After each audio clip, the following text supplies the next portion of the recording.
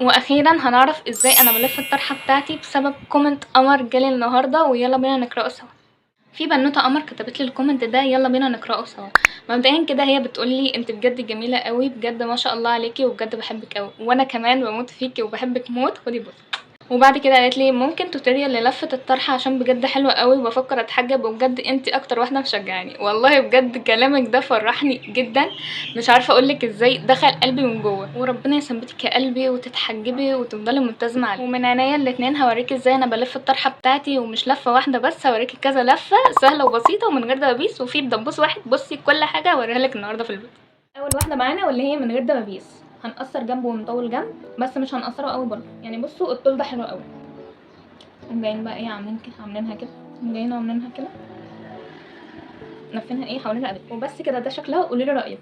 تاني لفه معانا هنحتاج دبوس من اللي بيتقفل زي ده كده، ولو انت مش متمكنه منه خلي اي حد يساعدك فيه لحد ما تتمكني منه. هنقوم جايين قافلينها كده.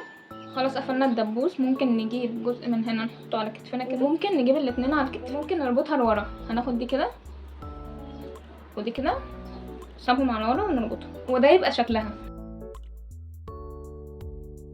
تالت لفه معانا واللي هي الاخيره واللي انت طالباها على حسب اللي انت عاوزاه، ممكن تقصري الجنب ده او تطولي. جايين قافلين الطرحه كده، مرجعين دي على ورا، مثبتينها في البندانه بدبوس من هنا، دبوس زي ده كده. خلاص حطينا الدبوس، هنقوم جايين اخدين الجزء ده لافينه على ورا.